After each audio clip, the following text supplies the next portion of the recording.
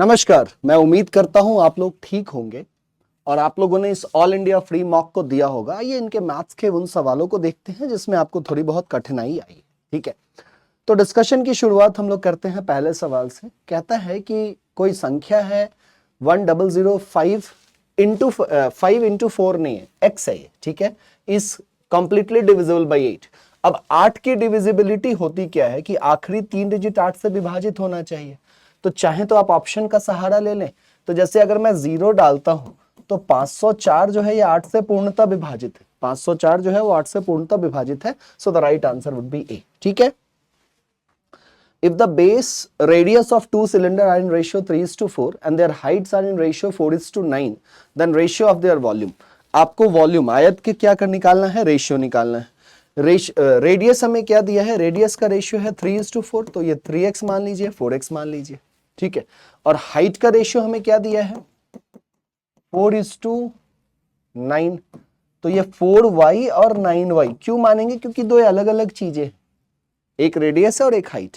ठीक है, तो v1 अपॉन v2 मतलब दोनों के वॉल्यूम का हमें क्या चाहिए, अनुपात चाहिए। तो जस्ट आपको फॉर्मूला पुट करना है, क्या हो जाएगा भाई, पाई आर स्क्वायर, तो ये क्या है भाई 3x square into height 4y upon pi 4x square upon 9y। ठीक है, आप इसको सॉल्व करेंगे, आपको 1/4 मिल जाएगा। नेक्स्ट क्वेश्चन पे आ जाए, x minus y is 4, x y is 45, तो हम x cube minus y cube. ठीक है, तो देखिए x माइनस वाई इज 4, तो क्या मैं यहां से किसी एक का वैल्यू x का भी निकाल सकता हूं, y का निकाल सकता हूं, और फिर मैं इसमें डाल करके वहां तक पहुंच सकता हूं। मतलब दो अप्रोच से हम चल सकते हैं। तो मैं अगर यहां से मान लीजिए y की वैल्यू सोचता हूं, तो y क्या हो जाएगा, माइनस वाई है इधर 4 माइनस एक्स, तो y is equal to x minus 4, मैं ऐसा कह सकता हूं। पहली बात, मैं यहां पे पहुंच गया। अब इस वैल्यू को अगर मैं इसमें डाल दूं तो x तो एज इट इज है, x तो एज इट इज है, और y की वैल्यू क्या है, into x minus 4 is equal to 45।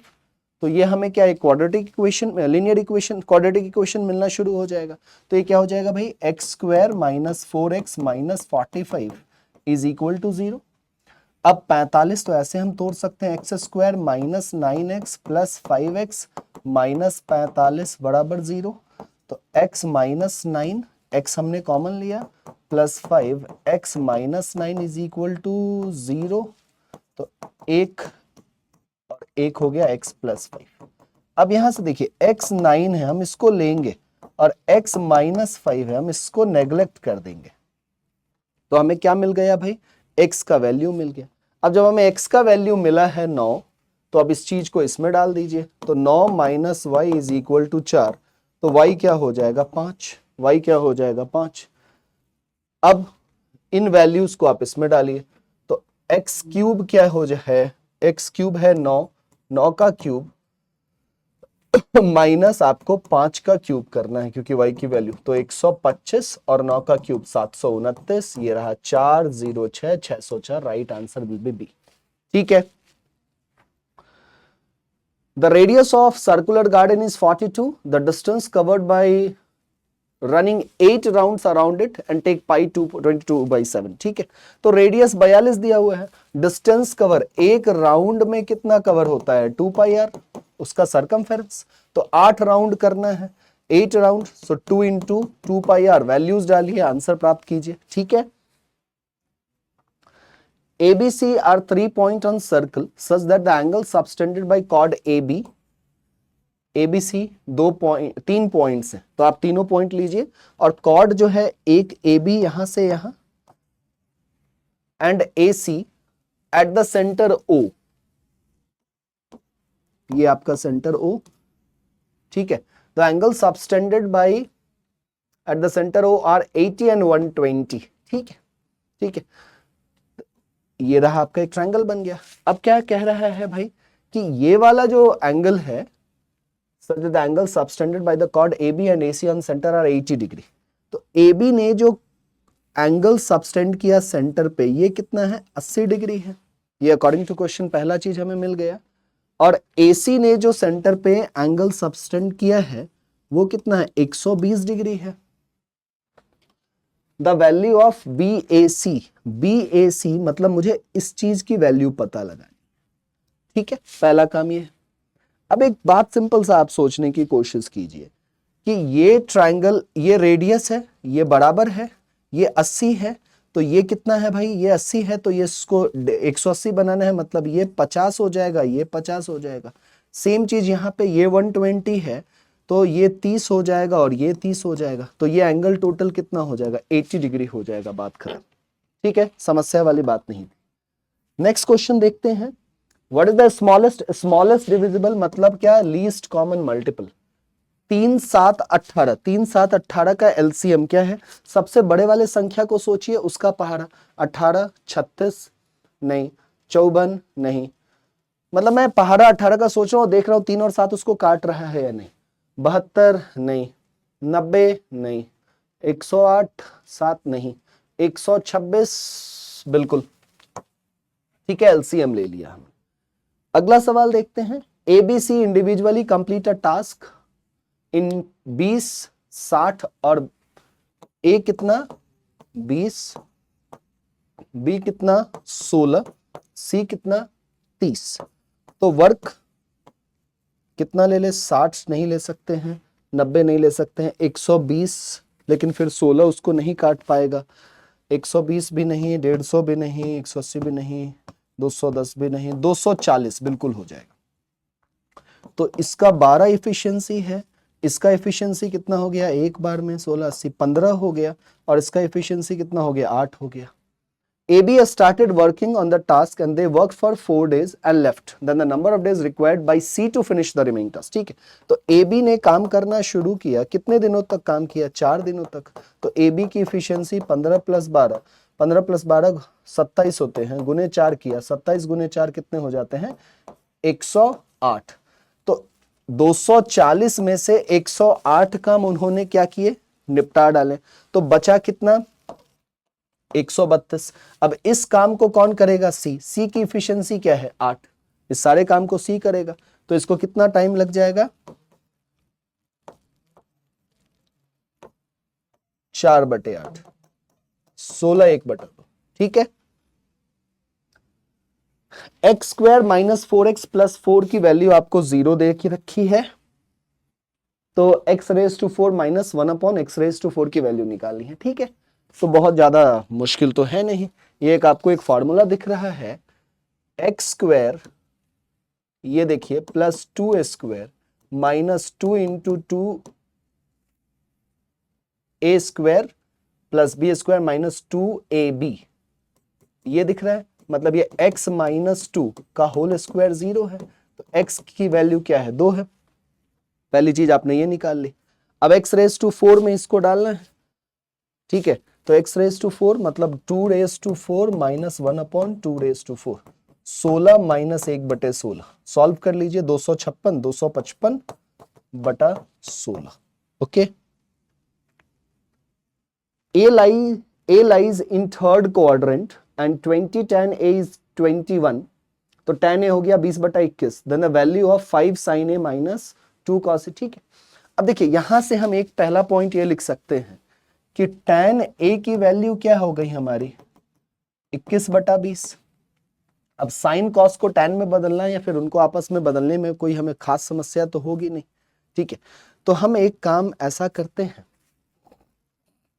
Easiest approach पे हमें विचार करना है, तो साइन अपॉन कॉस tan होता है, तो मैं डायरेक्टली ऐसा लिख सकता हूं, देखिए तो जरा, अगर मैं cos A, ऊपर से cos A कॉमन ले लेता हूं, तो 5 sin A upon cos A -2 बचा, -2 बचा, पहला चीज हो गया।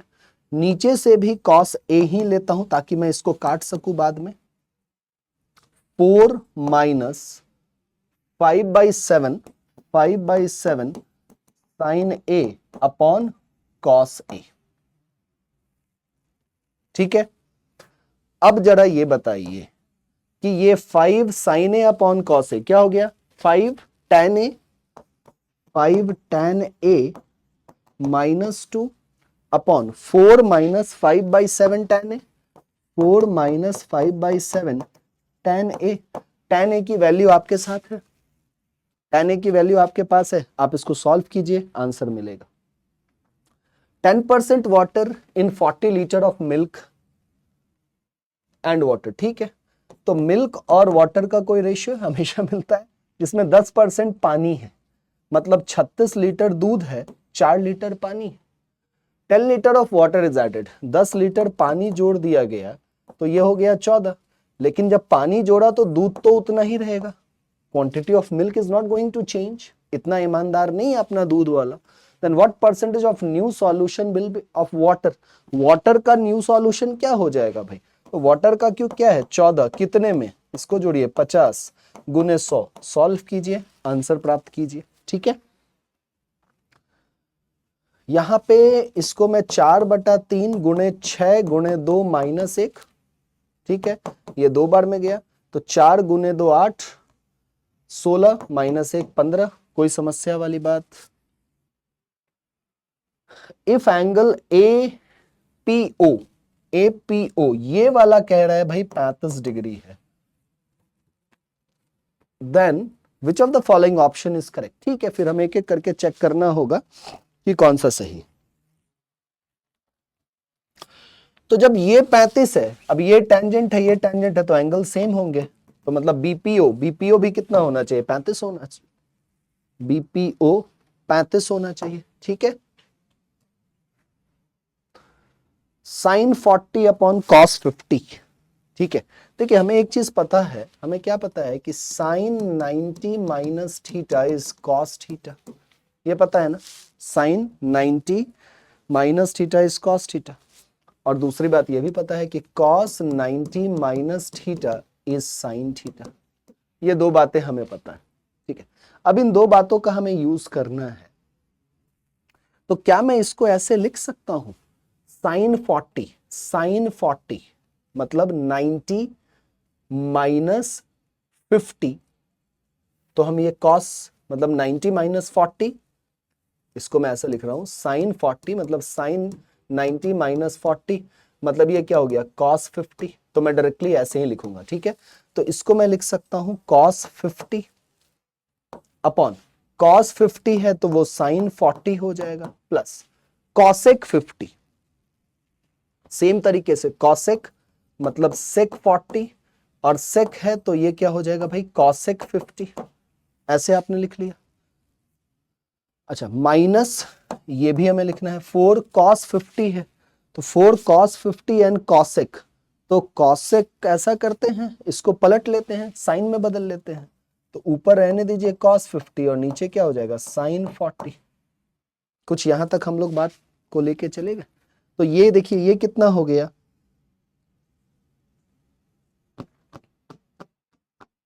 ये 1 है, ठीक है ना, cos, ये साइन 40 क्यों किया, ये हमने बेकार मेहनत बढ़ा लिया, इसको एज इट इज रखते हैं ना ताकि हमें काटने में आसानी हो। ये cos 50 रखिए, इसको sec 40 रखिए, तो ये 1 + 1 हो गया, अब -4 एंड cos 50 अपॉन साइन, तो ये भी 1 4 -2 आपको मिल जाएगा। ओके है, कोई खास प्रॉब्लम वाली बात नहीं है। ठीक है, नेक्स्ट क्वेश्चन बहुत सावधानी से सॉल्व करेंगे, एक एक चीज ध्यान दे करके। ठीक है, 54 माइनस 5/2 लिखते चलता हूं मैं, plus 13 upon 48 minus 4/3 into 8 minus 2। Okay, ये मिडिल वाला ब्रैकेट हटा ही लेते हैं, तो ऊपर हमने ले लिया एलसीएम, पहले मैं ब्रैकेट को कर रहा हूं, एलसीएम हमने लिया 2, तो ये हो जाएगा 108 माइनस 5 प्लस 13। चाहे तो आप इसको भी इंक्लूड कर लीजिए, यहीं पे आप ऐसा भी कर सकते हैं कि इसका एलसीएम कॉमन ले लिया हमने सबके लिए, तो यहीं पे आप प्लस है तो कोई प्रॉब्लम नहीं है, प्लस 26 कर दीजिए। ठीक है, प्लस 26 कर दीजिए, नहीं तो अगर हम उसको काटा पीटी करते तो कोई खास समस्या वाली बात तो नहीं थी, लेकिन एनीवेज लेट्स प्रोसीड। मुझे कुछ मिसिंग लग रहा है, क्योंकि ये एनीवेज आगे बढ़ते हैं, देखते हैं। नहीं, पक्का कुछ मिसिंग है, क्योंकि पेपर जब मैंने बनाया है तो एक वो भाव समझ में आता है इस पेपर का। ठीक है, there is certain missing, yes. यहाँ पे इंटू 8 है, यहाँ पे इंटू 8। देखिए, जब भी गड़बड़ सवाल आ जाए, प्रिंटिंग मिस्टेक कहीं भी हो सकता है।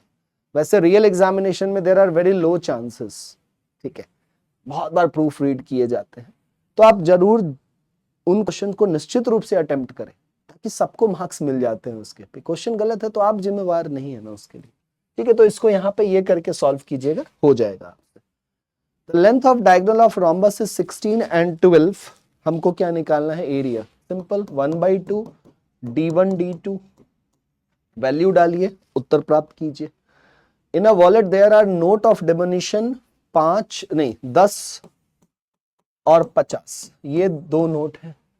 The total number of note is 12। Total number of note क्या है? Total number of note is 12। The number of 10 and 50 note are in ratio. Number का रेशियो दिया है, ये 1 है और ये 1:2 है। Total money in the wallet is, ठीक है भाई, तो ये नंबर मतलब इसका वैल्यू 3 का वैल्यू 12, 1 का वैल्यू 4, मतलब 10 के नोट हैं 4 और इसके नोट कितने हो जाएंगे? 8। वैल्यू पूछ रहा है, तो 10 के 4 नोट 40 रुपए इधर हो गए, और ये 200 नहीं 400 यहां हो गए, तो 440 रुपए हो जाएंगे। ठीक है, 4 1 minus sec A square plus 1 plus sec A square upon 1 plus sec square A, इसको सॉल्व करना है, कर लेंगे। a minus B whole square, ऐसे खोलेंगे इसको। ठीक है, 4 नीचे वही रहने दीजिए, 1 plus sec square A, 1 square A square plus B square minus 2ab, 2 sec A plus A square B square plus 2, ऐसा कह सकते हैं। पहली बात ये ठीक है।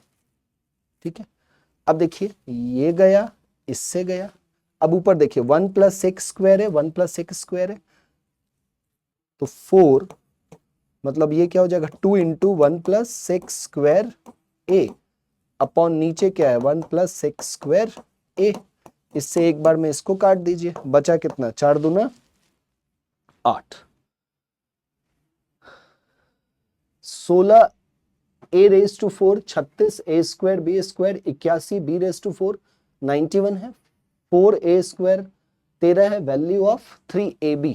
मतलब हमको कहीं ना कहीं से a और b की वैल्यू निकालनी है, हमारा काम सहज हो जाएगा।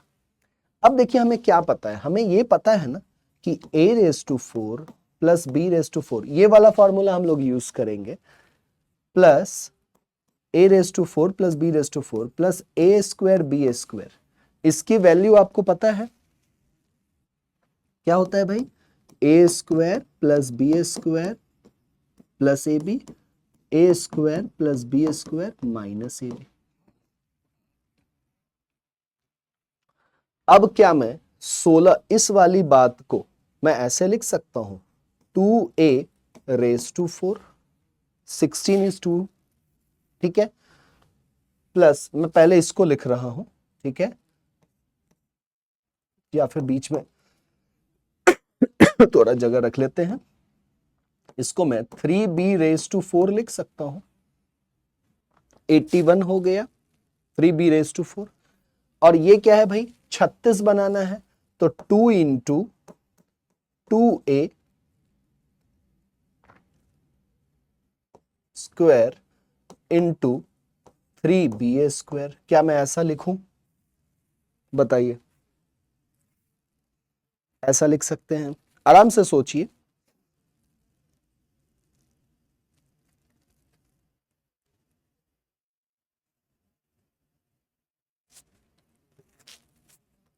4 तिया 12, 4 9, नहीं ये 2 क्यों लिखेंगे, इस 2 के कारण तो हमारा सब कुछ बिगड़ जाएगा। हम इस फॉर्मूला पे बात कर रहे हैं ना, ठीक है। मैं इसको ऐसे लिख सकता हूं ना,2a raise to 4, 3b raise to 4, और 36 को हमने क्या लिखा है,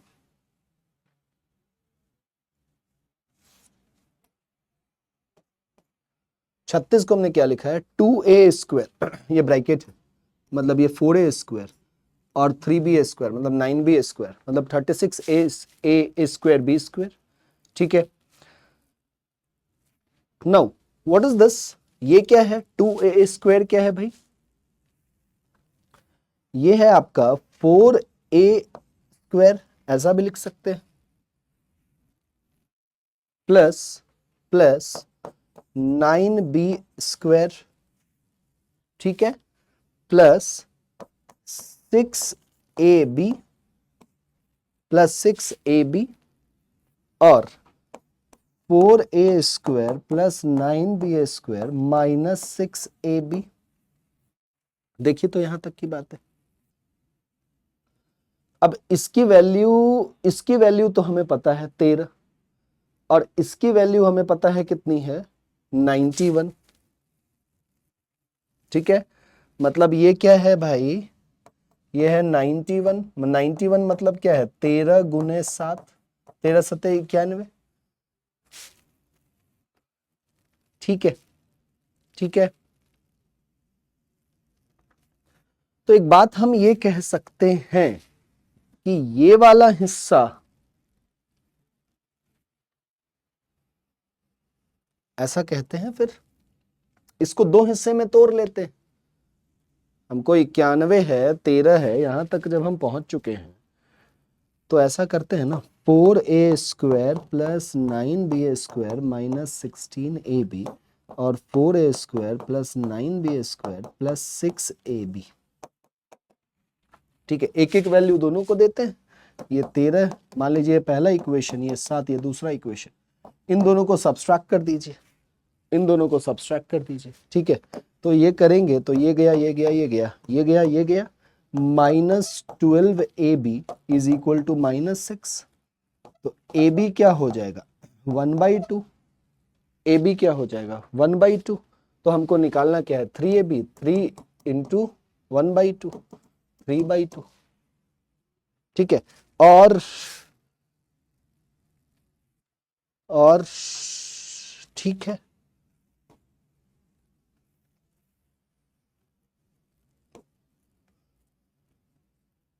अच्छा -3/2, ठीक है, ठीक है।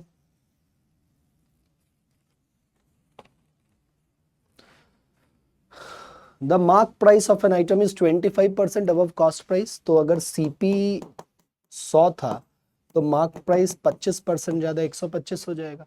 और shopkeeper sells allowing a discount of x%, D जो है वो x, शायद हमें यही निकालना है।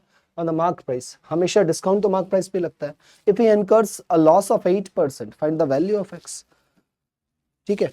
तो आप एसपी तो निकाल ही सकते हैं, क्योंकि मार्क्स प्राइस जो है डिस्काउंट हमेशा उस पे लगेगा जिससे आपको एसपी मिलता है, ठीक है। तो एसपी क्या हो जाएगा भाई, मार्क प्राइस और 8% क्या बोला है, लॉस उसको हो रहा है ना। तो मान लीजिए 100 में से x कम किया अपन 100, हम फॉर्मूला वाले मेथड, और भी तरीके हैं, मैं बट बेसिक फॉर्मूला वाले मेथड, क्योंकि यूजुअली आपको ये ज्यादा मेथड पता है, ठीक है। अब एसपी कितना है, एनकर्स एसपी हमारा 8% लॉस है, मतलब 92 रुपया में चीज बिक रहा है, क्योंकि 100 का है, 8% लॉस है तो 92 रुपया में। तो बस वैल्यू डालिए, 92 is equal to 125 into 100 minus x upon 100, इस 100 को इधर भेजिए, एक्स की वैल्यू सॉल्व करके निकालिएगा, समस्या नहीं आएगी। 30 x square minus 15 plus 1 is equal to 0, 25 x square plus 1 upon 36 x square का वैल्यू निकालना है, ठीक है। तो ठीक है भाई, इसको सॉल्व करते हैं, और हमारा उद्देश्य हम लोग रखेंगे कि हम 25 तक पहुंच पाएंगे या नहीं, और 36 पे पहुंच पाएंगे या नहीं, ठीक है। इसमें हम एक काम करते हैं, कि 5 से भाग कर देते या 6x से भाग करते हैं। देखिए dividing by 6x both side, दोनों ही तरफ हम लोग क्या करते हैं 6x से भाग करते हैं। तो 6x भाग कीजिएगा तो यहाँ 5x माइनस 15/6 x तो गया plus 1/6x is equal to 0। क्या मैं ऐसा लिख सकता हूं? बताइए। ठीक है, अब इसको थोड़ा काटा पीटी कर ले। ये हो गया 2, ये हो गया 5, तो 5x प्लस 1/6x। समझ में आया क्यों किया था? क्योंकि अब हम इसका स्क्वायर करेंगे, 25 से 36 मिल जाएगा, काम खत्म। 5/2 ये लीजिए, इसका स्क्वायर इधर मारिए, इसका स्क्वायर दोनों तरफ मारना होगा, ऐसा तो है नहीं कि एक तरफ से काम बन जाएगा। तो ये क्या हो जाएगा भाई, 25x² plus 1/36x² plus 2 into 5x into 1/6x बराबर 25/4। 25/4।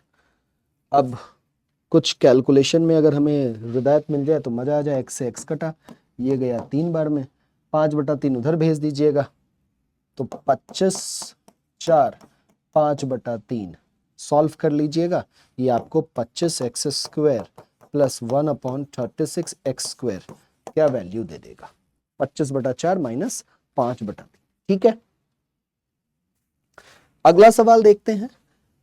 The chord AB and CD of a circle intersect at E। तो कोई वृत्त है, उसकी जीवा AB इंटरसेक्ट करवा रहे हैं, तो AB,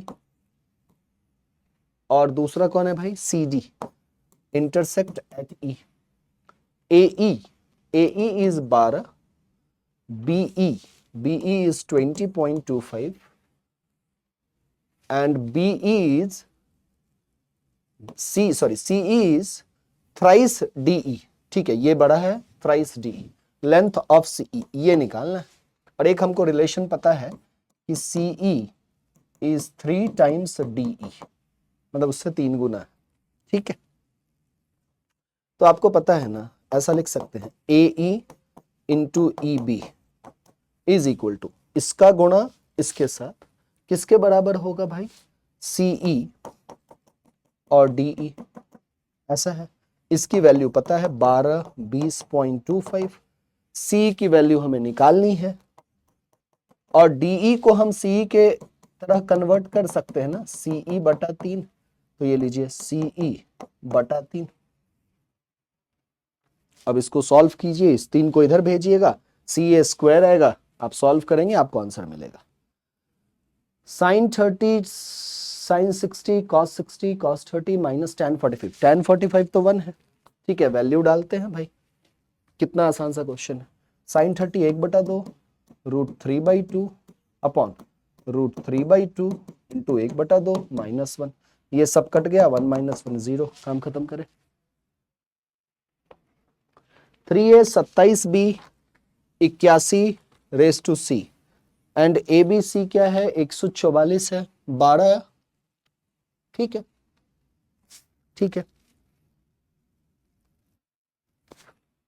क्या मैं इसको ऐसे लिख सकता हूं, 3 raise to A 3 raise to 3B और 3 रेज टू 4C। बताइए, बेस सेम है तो A is equal to 3B is equal to 4C, ऐसा लिख ले, ऐसा लिख ले। अब यहां से हम इनके बीच का रेशियो निकाल सकते हैं, यहां से हम इनके बीच का रेशियो निकाल सकते हैं। कैसे रेशियो निकलेगा, A/B क्या है 3/1 और B/C क्या है 4/3। तो अगर मुझे ABC का रेशियो चाहिए तो देखिए ये 4 है तो इसको 4 से गुना कीजिए, यहां भी 4 से, तो 12:4:3 हमको रेशियो मिल गया 12 4 3। तो ये एक्चुअली हमें मिला क्या है, अब उसमें हम पुट कर देंगे, जो हमारा वैल्यू है हम उसमें पुट करेंगे, आंसर मिलेगा। तो 12 1/12 प्लस 1/2B है 8 और 5C है 15। Solve this, you get your answer. ठीक है, ठीक है। cos square theta minus 1 plus tan square theta plus 2 tan square 1 के बराबर है। थीटा का वैल्यू 0 से 90 है। थीटा हिट एंड ट्रायल कीजिए ना, ऑप्शंस उठाइए। ठीक है, अब 2 tan square theta cos square theta minus 1। ठीक है, मैं 45 लेता हूं। अब cos स्क्वायर 45 कितना हो गया 1/2 माइनस 1 प्लस tan स्क्वायर 45 कितना हो गया 1। बस यही कारण था कि 45 लिए थे। 2 इंटू 1, काम खत्म। सॉल्व करें, आंसर प्राप्त करें। The circumference of the base of conical tent is 66। तो कोई कोनिकल टेंट है, इसका circumference of the base is 66। Height of the tent is 36 है। What is the area in meter square of the canvas used in making the tent? ठीक है, हमको ये area निकालना है, मतलब इसका। तो फिर ऐसा कर सकते हैं ना कि सरकमफेरेंस ये है तो 2 पाई आर क्या है 36 है। आर निकल जाएगा यहां से, 2 इंटू 22/7 इंटू आर बराबर 36। 22 से ये 3 बार में आर कितना हो जाएगा 21/2। पहला तो हमने ये चीज निकाल लिया। हाइट 36 दे रखा है, एरिया ऑफ कैनवास क्या हो जाएगा पाई आर एल। ठीक है, पाई क्या हो जाएगा 20/7 into 21/2।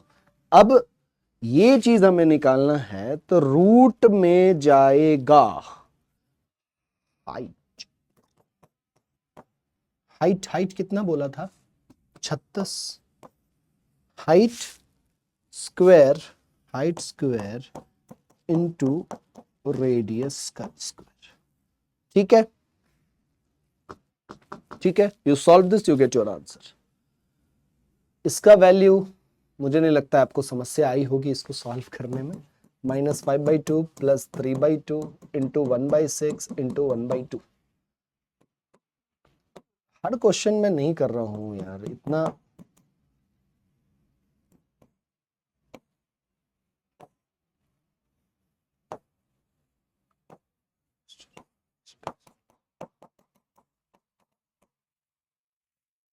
Okay, in a triangle the measure of two side is 5 and 8, the third side can be। अब हमें पता है कि एक ट्रायंगल में अगर दो साइड 5 और 8 है तो तीसरा साइड उसके सम से कम, मतलब 13 से कम और उसके डिफरेंस से ज्यादा।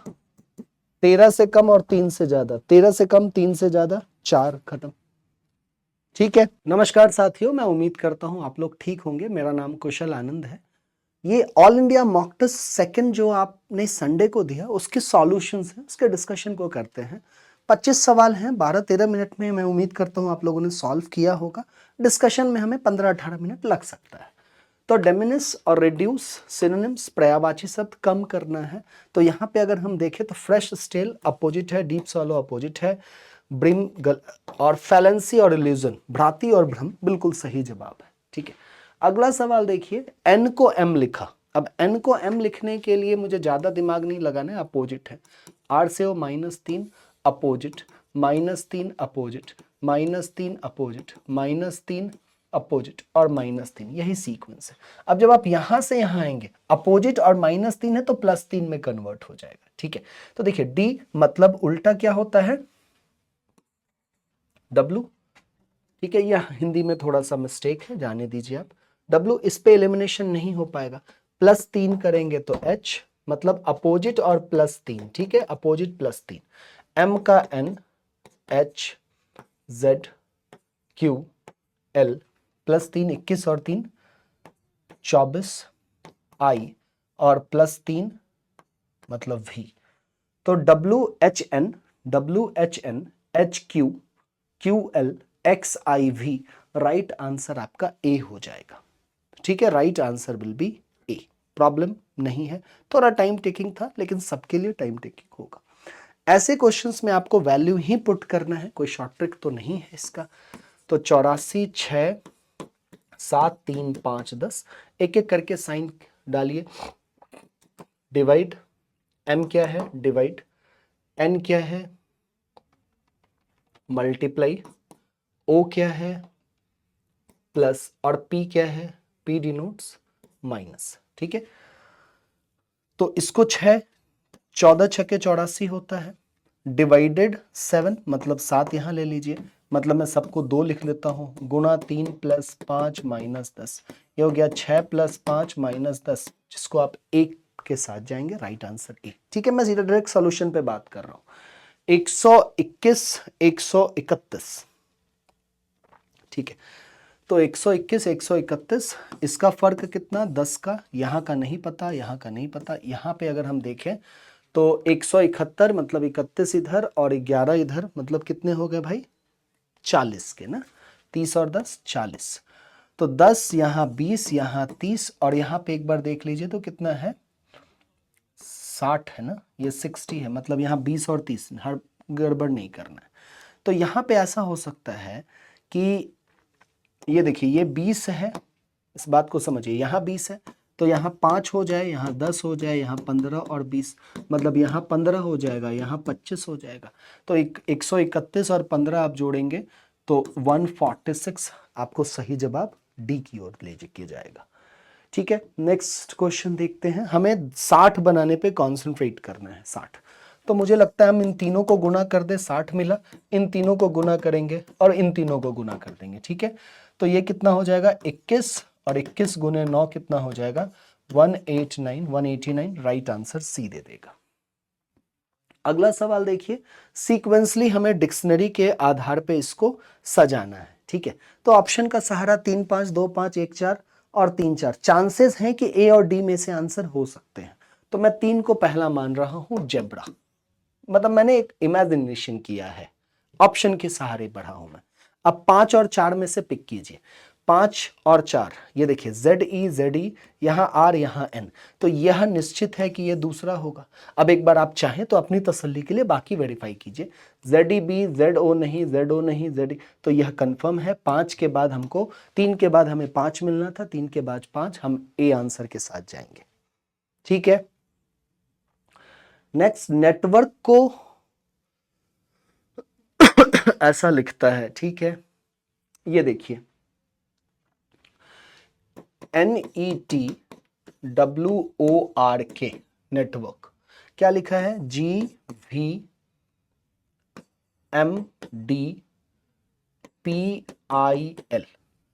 NMEV, ठीक है, ये रिवर्स है और ये भी रिवर्स है। तो उसी प्रकार आप अलमीरा को जब लिखना चाहेंगे तो इसको 3 हिस्से में बांट के हमें रिवर्स लिखना है, तो LOZ, I का R और H का S, Z और I, NOZ RSZI, right answer is A. अगला सवाल, pointing to a woman Anshul said, ठीक है, बोलने वाला कौन है Anshul said, her brother is my father's only son who is married to Lata, so my father's only son that's me and I am married to Lata, हर जगह पूरा डायग्राम नहीं बनाएंगे, so my father's only son is me, I am male, Lata is a female, and her brother is me, उसका भाई मैं हूं, मतलब वो कौन है मेरी बहन हो जाएगी। ठीक है, so how is Anshul related to Lata, अब देखिए यहां पे क्यों बहन क्यों और लता पे फिर क्यों हम चेंज कर रहे हैं, क्योंकि pointing to a woman Anshul said, बोलने वाला कौन अंशुल, हिंदी में कर सकते हैं, आसान पड़ता है, अंशुल ने एक महिला की ओर इशारा करते हुए कहा, उस महिला का भाई, महिला मतलब उसका भाई मेरे पिता का इकलौता बेटा है जिसका विवाह लता से हुआ है, अंशुल का लता से कैसे संबंधित है, तो अंशुल जो होगा वो लता का क्या हो जाएगा, हस्बैंड हो जाएगा, क्योंकि अंशुल मेल है। ठीक है, माई फादर्स ओनली सन इज मी, अंशुल कह रहा है। ठीक है, so the right answer is D. अगला सवाल देखिए, इसमें से आपको ऑड ढूंढना है, ऑड विजातीय छांटनट करना है आपको, तो कैट किटन, ठीक है, शिप लैम्प, ठीक है, इंसेक्ट कैटरपिलर और मैन चाइल्ड, इंसेक्ट और कैटरपिलर जो होता है वो बटरफ्लाई का बच्चा होता है, बाकी सब उसके यंग वन है। राइट आंसर सी दे देगा। Showing a man on the stage Rita said, Hindi में कीजिए। मंच पर एक आदमी को दिखाते हुए रीता ने कहा, वह मेरे पति की पत्नी, पति की पत्नी, पति की पत्नी मेरी माँ की बेटी मेरी बहन, बहन का भाई मैं खुद, मंच पर मौजूद आदमी रीता से कैसे संबंधित है। तो रीता से कैसे वो संबंधित है, तो मंच पे रीटा से संबंधित। तो अ मैन, एक मंच पे एक आदमी को दिखाते हुए रीटा कह रही है वह मेरे पति की पत्नी। अब रीटा की तरह आपको सोचना है, एक फीमेल की तरह सोचना है, क्योंकि मेरे पति तो मतलब कौन है, रीटा एक फीमेल है। मेरे पति की पत्नी मतलब रीटा की पति की पत्नी, ये कौन हो गई, रीता खुद हो गई। रीता की बेटी, और बेटी का भाई मतलब रीटा का वो कौन हो जाएगा, बेटा हो जाएगा। सो हाउ इज आदमी वो कैसे संबंधित है, उसका कौन हो जाएगा, बेटा हो जाएगा। ठीक है, नेक्स्ट देखते हैं। All B are A, all B are A, all A are C and all D are A, all D are A, D को यहां ले लिया। Conclusion, all D, all B are D ये तो गलत बात है, ऑल डी आर सी ये बात सही है, ये बात सही है। और कुछ कंक्लूजन है, नहीं है। तो यहां पे दूसरा हमारा कंक्लूजन कौन है, कौन सा सही है। So the right answer would be C. अगला सवाल देखते हैं कि 5 person MNOPQR sitting in a circular table facing outside, बाहर की ओर देख रहे हैं। ये थोड़ा सा मैंने चीजों को थोड़ा कॉम्प्लेक्स करने की कोशिश की है। ठीक है, सॉल्व इसके ऑप्शंस यहां पे। तो 5 लोग हैं, बाहर की ओर देख रहे हैं, 1 2 3 4 5, और सब बाहर की ओर देख रहे हैं। अब जब आप बाहर की ओर देखते हैं, ऐसे देखते हैं, तो ये वाला हाथ कौन सा है मेरा, लेफ्ट, ये यूं जा रहा है, और ये राइट। तो बस यहीं पे आपको ध्यान देना है, ये लेफ्ट होता है और ये राइट होता है। ठीक है, Q is sitting second left of P, तो P यहां है, लेफ्ट इधर है, second left of P। Who is immediate neighbour of M, मतलब P M का पड़ोसी है। M यहां हो सकता है, यहां हो सकता है, निश्चित रूप से नहीं पता है हमें। M is sitting third to the left of N, who is not immediate neighbour of O, बाद में देख लेंगे। Only 2 person are sitting between N and O. N और O के बीच सिर्फ 2 लोग बैठे हैं। In which position O is sitting? मतलब हमने पूरा पढ़ लिया, इसके अलावा हम कुछ नहीं कर पा रहे। अब देखिए सेकेंड लाइन क्या था कि M N के बाएं तीसरे स्थान पे बैठा है। M is sitting third to the left of N. अब M यहां होगा, M यहां होगा, ये दो केसेस है। मान लीजिए कि हमने M को यहां लिया, यहां भी हो सकता है, यहां भी, मैंने एक केस माना M। अब M is sitting third to the left of N, M N के थर्ड लेफ्ट है। ठीक है, अब अगर N यहां बैठता है तो 1 2 3 ये तो लेफ्ट है, तो ये हो गया। अगर आप M को यहां लेते, जरा सोचिए, आपने M को यहां नहीं लिया, आपने फिर N तो यहां नहीं आएगा। अब ये लेफ्ट है, अगर M को यहां आप लेते तो N जो है, M is sitting third left of N, तो N फिर यहां आता। ठीक है, तो ये दो केसेस बन रहे हैं, तो आप दोनों केसेस को चाहे तो साथ लेके चल सकते हैं, कोई प्रॉब्लम वाली बात इसमें नहीं रहती है। एक ऑप्शन अपने आप एलिमिनेट हो जाएगा। यहाँ पे P है, यहाँ पे Q है, यहाँ पे M है और यहाँ पे N है। एक केस तो ये है, दूसरा केस एक ये है। ठीक है, ये सब बाहर की ओर देख रहे हैं। ठीक है, अब ओनली 2 पर्सन are sitting between N and O, N और O के बीच 2 ही व्यक्ति बैठ सकते हैं। तो देखिए ये केस एलिमिनेट हो गया। अब O यहां बैठेगा, 2 व्यक्ति बोल रहा है इधर से या इधर से, कहीं से भी देखिए, एक साइड से तो है, काम हो गया। In which position O is sitting, O कहां बैठा है, अब ऑप्शन देखना होगा। Third right of M, M के थर्ड राइट साइड नहीं है। Fourth left of N, N के फोर्थ लेफ्ट नहीं है। Second to the right of P, P के सेकेंड राइट बिल्कुल है। So the right answer would be C. Odd pair निकालना है आपको। नेस्ट, ठीक, पहला क्वेश्चन, पिछला क्वेश्चन ठीक है ना, ठीक है। नेस्ट, घोंसला, बोट, स्टेबल, स्थिर और कैनल। तो यहां पे क्या, स्थिर, स्टेबल हो जाएगा, बाकी सब क्या है, घर है किसी न किसी के। अच्छा अच्छा, देखिए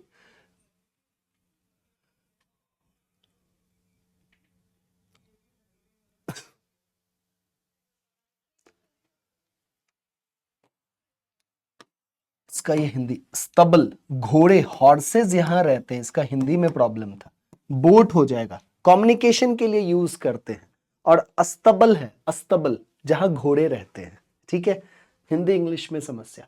एग्जाम्पल को कुछ भाषा दे रखा है, तो मुझे जहां तक ये फटाफट फटाफट हर जगह +3 है, तो हॉस्पिटल में भी +3 कीजिए, 8 3 11, 11 पे कौन होता है के, ये गया, KR S 19V, खत्म कीजिए, पूरा सॉल्व करने की जरूरत नहीं है। Fox is related to animal, fox का संबंध एनिमल से है। वुड पिकर, कठफोड़वा, बर्ड, ठीक है, जो लकड़ी में छेद कर देता है अपने चोंच से।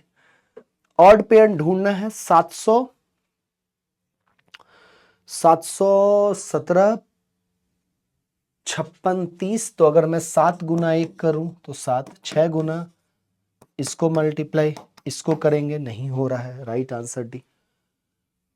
विच two sign should be interchanged, which two number should be interchanged, यहाँ का कोई शॉर्ट ट्रिक नहीं है, आपको एक एक करके ऑप्शन चेक करना होगा, चेक कर लीजिएगा, ठीक है, इसका आंसर सी है, there is no short trick.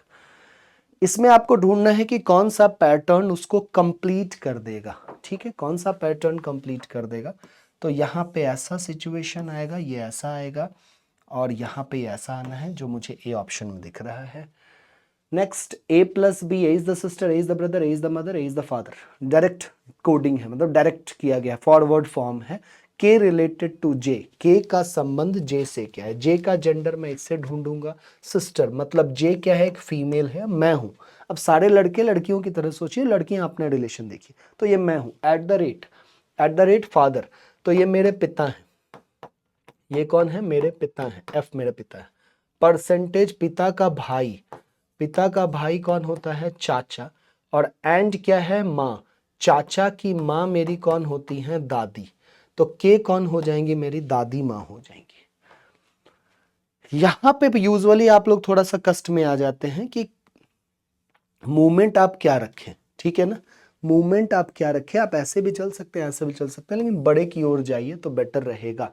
12 और 3 को 126 बनाना है, अगर मैं 12 का स्क्वायर करता हूं तो 144, और उसमें से 12 गुने 3 36 घटाऊंगा तो नहीं होगा, तो 144 में से कितना घटाने पे हम 126 पे पहुंचते हैं, तो जरा सोचिए, 126 घटा लेते हैं, 14 18, 18 में कहां से ला सकता हूं, 3 का स्क्वायर गुना 2, मतलब मैं ऐसा कहूंगा 12 square minus 3 square into 2, that will give me 126। दूसरा देखते हैं, 15 स्क्वायर माइनस 10 का स्क्वायर गुना 2, 15 स्क्वायर 225, 10 का स्क्वायर 10, 200, ये देखिए 25 मिला। तीसरे को वेरीफाई करने की जरूरत नहीं, दो जगह हो गया, 12 का स्क्वायर माइनस 9 का स्क्वायर गुना 2, तो 12 का स्क्वायर 144 माइनस 81, नेगेटिव में वैल्यू जाएगा, उसके लिए चिंता मत कीजिएगा, 81 गुना 2 162 होता है, तो 12 इधर हो गए -18, ठीक है ना, ठीक है ना, ठीक है। रमा वॉक्स 10 किलोमीटर साउथ, टर्न्स, रमा वॉक्स 10 किलोमीटर साउथ, 10 किलोमीटर दक्षिण नीचे, टर्न्स राइट 25, ठीक है, टर्न्स साउथ कवर्स 10, फिर से नीचे 10, afterwards turn east and 10 and took a left turn, यहां से left, took a left turn, in which direction Rama is facing now, Rama अब किस दिशा में देख रही है, तो रमा किधर देख रही है, ऊपर देख रही है, इसका आंसर क्या हो जाएगा, नॉर्थ हो जाएगा, ठीक है, अब टिक कर देता हूं मैं, नॉर्थ हो जाएगा। In the following diagram triangle represent rich, लिखा हुआ है, ज्यादा नहीं पढ़ूंगा। How many rich farmer are not ruler, ये नहीं चाहिए, ठीक है, मतलब ये नहीं चाहिए, तो रिच और फार्मर का कॉम्बिनेशन 4, राइट आंसर बी। इसमें से आपको फिर क्या करना है,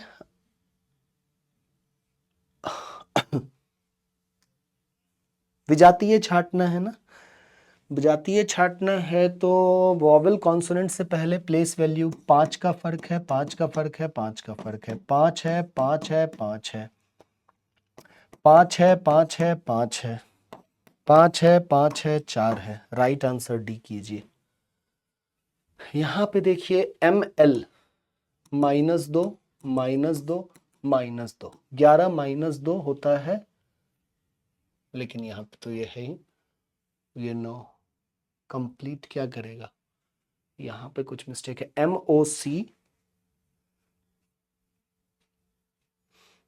MOC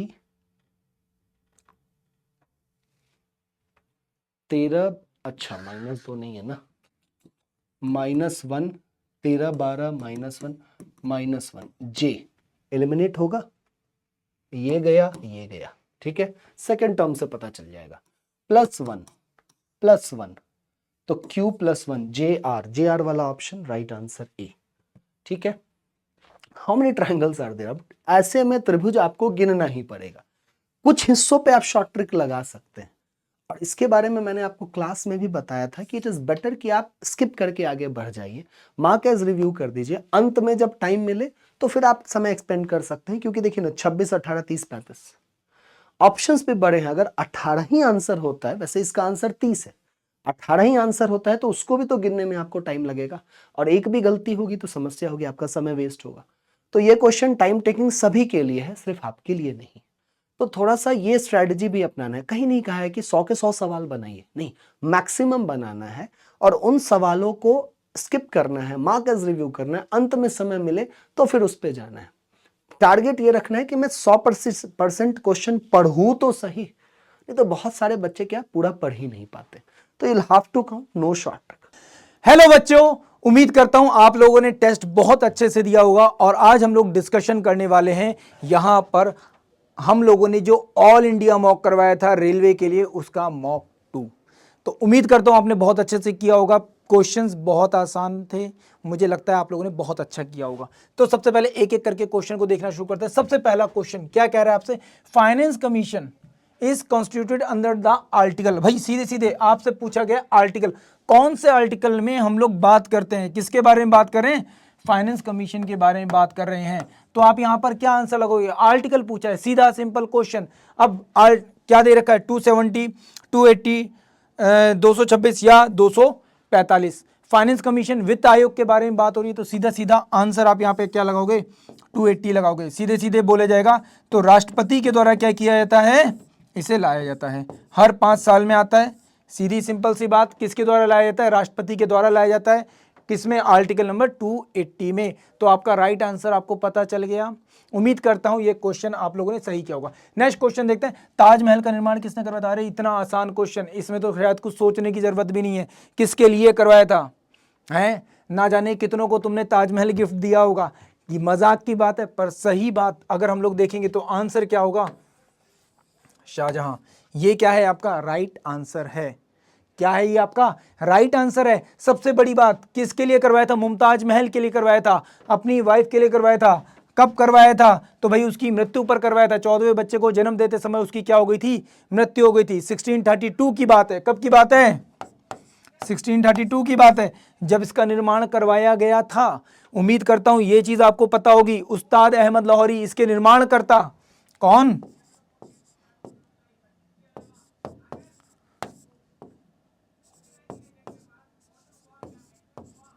अहमद लाहौरी, जिनके द्वारा इसका निर्माण करवाया गया था। फिर बात करते हैं next question, which city is known as the Silicon Valley. आजकल ये न्यूज में बहुत ज्यादा है, तो भाई न्यूज में ये शहर बहुत ज्यादा है, उसी से ये क्वेश्चन इंस्पायर्ड है। सिलिकॉन वैली किसको कहते हैं, किस शहर को कहते हैं सिलिकॉन वैली। सीधा सिंपल सा क्वेश्चन आपसे पूछा गया, राइट आंसर क्या लग जाएगा यहां पर, सीधे सीधे बेंगलोर लग जाएगा। सपनों की नगरी मुंबई, दिल्ली, क्या हमारी कैपिटल, फाइनेंशियल कैपिटल मुंबई, और रही बात हैदराबाद, तो साइबर सिटी क्या है, साइबर सिटी। तो ये तो हो गई कैपिटल, ये हो गई फाइनेंशियल कैपिटल, ये हो गई साइबर सिटी, और ये हो गई सिलिकॉन वैली ऑफ इंडिया। क्या है, सिलिकॉन वैली, क्यों, क्योंकि ज्यादातर सॉफ्टवेयर कंपनियां हमारी यहीं पर स्टैब्लिश है। तो राइट आंसर क्या हो गया आपका, बेंगलोर हो गया, है ना। आईटीएफ की वजह से। नेक्स्ट क्वेश्चन देखते हैं, लोकसभा के अध्यक्ष का चुनाव कौन करता है? लोकसभा का अध्यक्ष मतलब बोले तो स्पीकर, स्पीकर का चुनाव कौन करेगा? All the members of Rajya Sabha, all the members of Lok Sabha and Rajya Sabha, people of India, या फिर all the members of Lok Sabha. Lok Sabha के स्पीकर का चुनाव कौन करेगा? लोकसभा जिसका हमेशा हर 5 साल में क्या होता है, आना और जाना लगा रहता है, आप ही के वोटों के माध्यम से चुना जाता है और लोगों को हटाया जाता है। अब अगर हम लोग यहां पे बात करेंगे तो इसका सीधा सीधा आंसर क्या लग जाएगा? आंसर लगेगा आपका डी। आंसर क्या लगेगा आपका? डी होगा आपका यहां पे राइट आंसर, कि लोकसभा के सदस्यों के द्वारा ही यहां पर क्या किया जाता है, लोकसभा के स्पीकर को चुना जाता है। बहुत अच्छे। नेक्स्ट क्वेश्चन देखते हैं। मुझे उम्मीद करता हूं ये सारे क्वेश्चंस आपको पढ़ाए जाते हैं क्लास में, आप लोगों ने करे होंगे, पढ़े होंगे, रिवीजन भी किया होगा और इनको अच्छे से अटेम्प्ट भी आप लोग कर रहे होंगे। नेक्स्ट क्वेश्चन देखते हैं, which planet is known as the earth twins? भाई एक तरह से बोला जाए पृथ्वी की बहन किसको कहा जाता है ना?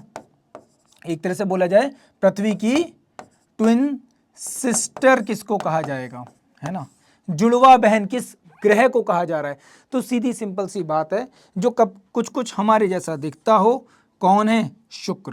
वीनस के बारे में बात हो रही है। किसके बारे में बात हो रही है? वीनस के बारे में यहां पर बात हो रही है। तो इसमें कुछ सोचने समझने जैसा नहीं है। क्यों? क्योंकि लगभग देखने में बड़ा साइज वैसा ही है, परंतु इसकी स्थिति बिल्कुल अलग है। अगर ये बोलेंगे तो ये हॉटेस्ट एंड कोल्ड कंडीशन में होता है, बहुत हॉट भी है और बहुत कोल्ड भी है। हॉट क्यों है? उसके पीछे सबसे बड़ा कारण है ग्रीन हाउस गैस इफेक्ट होता है, जिसकी वजह से चमकता है दिन का तारा, रात का तारा, इसी को कहते हैं हम लोग। नेक्स्ट क्वेश्चन बढ़ते हैं आगे। क्या कह रहा है? विच soil is best suitable for cotton? भाई कॉटन के प्रोडक्शन के लिए सबसे बेहतर कौन सी है? कॉटन मतलब बोले तो कपास, कपास के उत्पादन के लिए। ये चीज भी आपको पढ़ाई गई है, बहुत सीधी सिंपल सी क्वेश्चन है। भाई रेड सॉइल, देखो रेड सॉइल में आयरन ऑक्साइड ज्यादा होगा तो किसी भी चीज का प्रोडक्शन मुश्किल है। रेगुर मिट्टी, ये आपका राइट आंसर है। इसी को हम लोग क्या कहते हैं? काली मृदा कहते हैं। क्या कहते हैं? काली मृदा कहते हैं। काली कपासी मृदा यही है हमारे कौन से देखा जाए तो डक्कन ट्रैप का। डक्कन ट्रैप मतलब कि मध्य प्रदेश के नीचे, मध्य प्रदेश का साउदर्न रीजन, उसके नीचे महाराष्ट्र का रीजन, इस तरफ गुजरात का क्षेत्र, है ना? फिर नीचे की तरफ देखेंगे तो उत्तरी कर्नाटक, इधर थोड़ा बहुत तेलंगाना और आंध्र प्रदेश का क्षेत्र, उधर थोड़ा बहुत उड़ीसा का क्षेत्र, है ना, झारखंड का क्षेत्र, इन सब एरिया में ये मिट्टी मिलती है। और ये सबसे अधिक उपजाऊ मृदा होती है। सबसे अधिक कैसी मृदा है? उपजाऊ मृदा है। जलोढ़ भी उपजाऊ है, परंतु काली मृदा के कंपैरिजन में देखा जाए तो कम। काली मृदा में हर एक चीज है, फॉसिल्स हैं, यहां तक कि अगर फर्टिलाइजर भी डालोगे तब भी उत्पादन बहुत अच्छा होगा। पर जलोढ़ मिट्टी में नाइट्रोजन की कमी होती है, बस सीधी सी बात।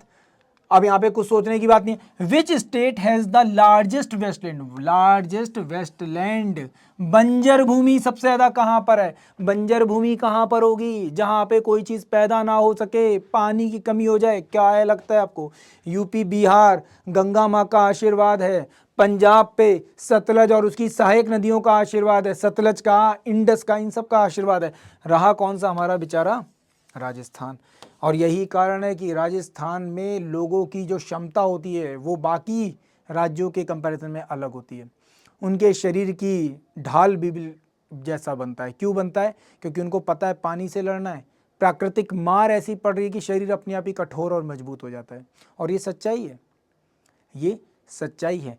जितनी ज़्यादा विषम स्थिति उतना कठोर शरीर बनता है, ये सच्चाई है। ठीक, खैर, और यही एक कारण है कि ये हिस्सा क्या राजस्थान के लिए एक तरह से क्या बना? वरदान भी साबित हुआ। जो बाहर से आने वाले अटैकर्स थे उनके लिए क्या बना? ढाल भी बनता रहा, है ना? तो हमको कहीं ना कहीं इस चीज़ का भी सम्मान करना चाहिए। ठीक, चलिए तो फाइनली आगे बढ़ते हैं नेक्स्ट क्वेश्चन की तरफ। Which day is celebrated as a world environment day? पर्यावरण दिवस किस दिन मनाया जाता है भाई? पर्यावरण दिवस किस दिन मनाया जाता है? आपसे बहुत सिंपल क्वेश्चन पूछ रहा है। मुझे लगता है ये शायद अब तक का सबसे सिंपल क्वेश्चन है। 5 जून, 8 जून, 15, 5 अप्रैल या 21 अप्रैल? क्या आंसर लगाया आप लोगों ने यहाँ पर? भाई सीधा सा आंसर लगाया होगा आप लोगों ने इसका, क्या 5 जून लगाया होगा। क्या लगाया होगा? 1972 से हम लोगों ने इसको क्या किया था? ऑब्जर्व करना शुरू किया था। मैं कहता हूँ सेलिब्रेट वर्ड गलत होता है। भाई आपने पर्यावरण को इतना ज़्यादा दोहन किया, इतना ज़्यादा विकट स्थिति में डाल दिया कि आज के समय पर आपको उसको बचाना पड़ रहा है, तो आप इसे ऑब्जर्व करते हो, समझ रहे हो, बुद्धि लगा रहे हो, ना कि सेलिब्रेट कर रहे हो। कोई इंजॉयमेंट थोड़ी है। बात समझ में आई? अगला क्वेश्चन क्या कह रहा है हमसे, योजना आयोग के प्रथम अध्यक्ष कौन थे? किसके? योजना आयोग के प्रथम अध्यक्ष। आज के टाइम पर योजना आयोग खत्म हो गया है, क्या बचा है? नीति आयोग बचा है। तो भैया जब पहली बार जब योजना आयोग बना था तब उसके अध्यक्ष कौन थे, ये आपको बताना है। सरदार वल्लभ भाई पटेल, राजेंद्र प्रसाद, जवाहरलाल नेहरू या मोतीलाल नेहरू? पहली सीधी सिंपल सी बात, योजना आयोग का कॉन्सेप्ट कहां से लिया था हम लोगों ने? अगर मैं कहूं तो हम लोगों ने कहां से लिया था? रशिया, या फिर एक तरह से बोला जाए यूएसएसआर से लिया था। ठीक है, इसी के साथ साथ एक और चीज आती है, यहां से तो लिया ही था, इसी को हम लोग क्या कहते थे? पंचवर्षीय योजना भी कहते थे, 5 ईयर प्लान भी कहते हैं, है ना? क्या कहते हैं? 5 ईयर प्लान। और इसका प्रमुख जो कि 5 ईयर प्लान बना रहा है, क्योंकि प्लानिंग कमीशन ही चीज डिसाइड कर रहा है, तो इसका हेड कौन होता था? हेड कौन होता है? भारत का जो भी वर्तमान प्रधानमंत्री होगा वो इसका क्या होगा? हेड होगा। जो भी वर्तमान, आज के समय पर मोदी जी हैं, पर ये तो खत्म हो गया, तो मोदी जी किसके हेड हो गए? नीति आयोग के। तो इसका हेड सबसे पहला कौन से थे? जेएल नेहरू। कौन थे? जेएल नेहरू। तो इसमें कुछ भी ऐसा था जो समझने वाला ना हो, सीधी सिंपल सी बात। अगला यहां पर क्या कह रहा है? क्या कह रहा है question? Who was the first Indian women to scale the Mount Everest? पहली भारतीय महिला जो माउंट एवरेस्ट पे चढ़ी। पहली भारतीय महिला जो माउंट एवरेस्ट पे चढ़ी, क्या नाम दे रखा है? बिचेंद्री पांड, अरुणिमा सिंह, प्रेमलता अग्रवाल और मलबदा पूर्णा। ये सभी महिलाएं पर्वतारोही हैं। आपको बताना है यहां पे सबसे पहली महिला कौन सी थी? सबसे पहली महिला, बहुत अच्छा क्वेश्चन है, 1984 में। कब? 1984 में। कौन? बिचेंद्री पाल सबसे पहले माउंट एवरेस्ट पे चढ़ी थी। क्लियर? अगला क्वेश्चन देखते हैं। अब ऐसे तो आसान क्वेश्चन है सब। यूपीएससी के अध्यक्ष की नियुक्ति कौन करता है? Chairman of UPSC. कौन अपॉइंट करेगा भाई? कौन डिसाइड करेगा chairman of UPSC? Chief minister of India, राष्ट्रपति, members of both the houses, या फिर election commission of India? UPSC के हेड की बात कर रहे हैं। भगवान करे आपको वहां तक पहुंचने का मौका मिले कि आप लोग भी यूपीएससी के द्वारा चयनित करो, बट अभी फिलहाल हम लोग रेलवे पर फोकस करते हैं। तो यहां पर आंसर होगा आपका प्रेसिडेंट ऑफ इंडिया। आर्टिकल 316 हमें इसके बारे में क्या करता है? जानकारी देता है। कौन सा आर्टिकल है? 316 हमें इसके बारे में क्या करता है? जानकारी देता है। आई होप बात समझ में आई होगी सब लोगों को। चलिए नेक्स्ट क्वेश्चन देखते हैं। निम्नलिखित में से कौन सा देश यूरेनियम का प्रमुख उत्पादक है? किसका? यूरेनियम का उत्पादक कौन सा देश है? कौन सा देश है जो लीड करता है यूरेनियम के उत्पादन में? यूरेनियम के उत्पादन में लीड कर रहा है कौन सा देश है भाई? वो जल्दी से मुझे आंसर करके बताओ। ऑस्ट्रेलिया, कजाकिस्तान, यूएसए या जापान? तो राइट आंसर यहां पे क्या होगा? राइट आंसर यहां पे क्या होगा? कजाकिस्तान। राइट आंसर क्या है? कजाकिस्तान। अगर देखा जाए तो वर्ल्ड का 43% कम से कम यहां से आता है। यूरेनियम वर्ल्ड का 43% यहां से आता है।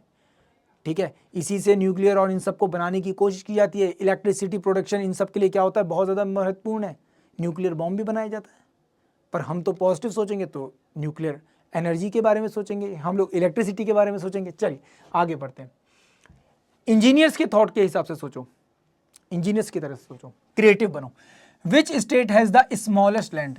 ये बहुत आसान क्वेश्चन है। सबसे छोटा भूभाग किसका है? सबसे छोटा भूभाग किसका है? केरल, मध्य प्रदेश, गोवा या असम? तो इसमें तो मुझे लगता है सोचने जैसा कुछ है नहीं। सबसे छोटा भूभाग गोवा का है, तो राइट आंसर आपका हो गया सी। नेक्स्ट क्वेश्चन देखते हैं। Who is called as a father of economics? अर्थशास्त्र का पिता किसको कहा जाता है? अर्थशास्त्र का जनक किसे कहा जा रहा है? तो देखो एक बुक लिखी गई थी, उस बुक के माध्यम से यहां पर डिसाइड किया गया था, क्योंकि उस बुक में इस व्यक्ति ने अर्थशास्त्र के बारे में बताया था। अर्थशास्त्र शब्द का इस्तेमाल नहीं किया, इकोनॉमिक शब्द का इस्तेमाल नहीं किया, परंतु इसको एक्सप्लेन किया था कि आखिर अर्थव्यवस्था चलती किस तरीके से, इस चीज को बताया था। तो कौन वो पर्सन है? Adam Smith. कब बताया था? 1776 में बताया था। एक बुक थी, क्या नाम था उसका बुक का? Wealth of nation. क्या नाम था? Wealth of nation. बात समझ में आई? क्या नाम है बुक का? Wealth of nation. वैसे पूरा नाम कुछ और है, परंतु हमारे लिए अभी फिलहाल इतना काफी है। नेक्स्ट क्वेश्चन देखते हैं। मेरे सपनों का भारत पुस्तक किसने लिखी है? बुक्स बहुत पूछता है, बुक्स बहुत पूछता है। जवाहरलाल नेहरू, लाला हरदयाल, महात्मा गांधी या भगत सिंह? बहुत अच्छा क्वेश्चन। इस तरीके के क्वेश्चन आपसे हमेशा एग्जामिनर पूछता रहेगा। अब जल्दी से मुझे यहाँ पे आंसर करके बताओ क्या होगा राइट आंसर। मेरे सपनों का भारत, ये बुक लिखी थी महात्मा गांधी जी के द्वारा। किसके द्वारा लिखी गई थी? महात्मा गांधी जी के द्वारा लिखी गई थी। किसके द्वारा? महात्मा गांधी जी के द्वारा। तो उम्मीद करता हूं आपको ये क्वेश्चंस बहुत अच्छे लगे होंगे। अगर ऐसे ही क्वेश्चंस की आपको प्रैक्टिस करनी है तो हमारे मॉक टेस्ट के साथ आप लोग जुड़ सकते हैं। तो इसी के साथ मुझको दीजिए विदा। Thank you so much. जय Hind.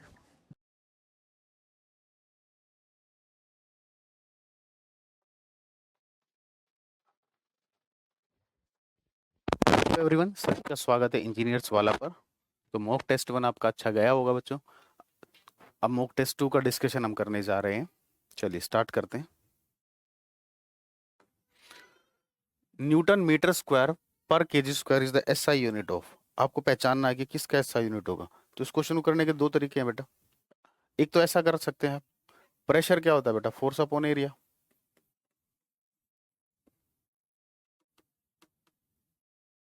Pressure is equal to force upon area. तो फोर्स का यूनिट न्यूटन, एरिया का मीटर स्क्वायर। तो इसका यूनिट क्या आ जाएगा? न्यूटन पर मीटर स्क्वायर। तो ये तो हमें तो इसका चेक करना है। मोमेंटम क्या होता है? Mass into velocity. मास का यूनिट क्या होता है? किलोग्राम। वेलोसिटी का मीटर पर सेकंड। एक्सेलरेशन मीटर पर सेकंड स्क्वायर होता है। यूनिवर्सल कांस्टेंट ऑफ ग्रेविटेशन, तो F बराबर होता है G m1 m2 by are square होता है। फोर्स का यूनिट न्यूटन, आर स्क्वायर से मल्टीप्लाई करोगे, इसका होता है मीटर, मीटर स्क्वायर। इसका किलोग्राम, ये डिनोमिनेटर में आएगा, किलोग्राम स्क्वायर। तो जी का यूनिट क्या आ गया? Newton metre square per kg square. Newton metre square per kg square, यही आपसे पूछा, newton metre square per kg square. तो आंसर क्या हो जाएगा? Option number D. ठीक है, चलिए। 1 किलोवाट आवर, देखो 1 किलोवाट आवर की बात हो रही है। 1 किलोवाट में कितने वोट होते हैं बेटा? 1000 वोट होते हैं। और 1 आवर में कितनी सेकंड होती है? 3600 सेकंड्स होती है। तो ये हो जाएगा वाट सेकंड। तो ये हो गया 3 पॉइंट, अगर 0.36 इंटू 10⁵ वाट सेकंड क्या होता है बेटा? जूल होता है। वाट सेकंड क्या होता है आपका? जूल होता है। तो 10 से मल्टीप्लाई करो, 10 से डिवाइड करो, तो क्या हो जाएगा? 3.6 इंटू 10⁶ जूल। मैक्सिमम बच्चों को याद होना चाहिए बेटा, ठीक है ना। पेपर में जहां आप टाइम बचा सकते हो आपको टाइम बचाना है, ठीक है। तो आंसर क्या हो जाएगा? 3.6 into 10⁶ joule, option number C. Galvanometer is used for measuring. वैसे गैल्वेनोमीटर का यूज हम किस लिए करते हैं? डिटेक्शन ऑफ करंट के लिए यूज करते हैं। किसके लिए यूज करते हैं? डिटेक्शन ऑफ करंट के लिए यूज करते हैं। लेकिन यहाँ पर उसने पूछा क्या मेजर करेगा। अब डिटेक्शन ऑप्शन में नहीं है तो क्या आंसर देंगे हम? इलेक्ट्रिक करंट के लिए मेजर करता है। Direction of speed, direction of magnetic flux, direction of sound, direction of current. तो क्या बताता है ये? डायरेक्शन ऑफ करंट को बताता है, ठीक है। 20 newton force is acting on a body. एक बॉडी पर बेटा 20 न्यूटन फोर्स लग रहा है। Body moves 4 metre in the direction of applied force. आपसे वर्क डन पूछा है, तो वर्क डन का फॉर्मूला क्या होता है बेटा? F S cos theta. अब उसने ये चीज बोली है कि इन the direction of applied force, यानी कि जिस डायरेक्शन में फोर्स लग रहा है उसी डायरेक्शन में डिस्प्लेसमेंट हो रहा है। अगर फोर्स इस डायरेक्शन में लग रहा है, डिस्प्लेसमेंट भी इस डायरेक्शन में हो रहा है, तो थीटा कितना हो जाएगा? 0 डिग्री। और कोस 0 कितना होता है? 1 होता है। तो यहाँ से वर्क डन किसके बराबर आ जाएगा? एफ एस की। फोर्स की वैल्यू कितनी दे रखी है? 20 न्यूटन दे रखी है। एस कितना दे रखा है आपको? 4 मीटर दे रखा है। तो कितना आ जाएगा? 80 जूल। वैसे भी अगर आप इस क्वेश्चन को देखो, कैलकुलेशन करने की जरूरत भी नहीं, यूनिट से निकाल सकते हो। वाट पावर की यूनिट होती है, पास्कल प्रेशर की, न्यूटन फोर्स की, जूल वर्क की। तो आंसर क्या आ जाएगा?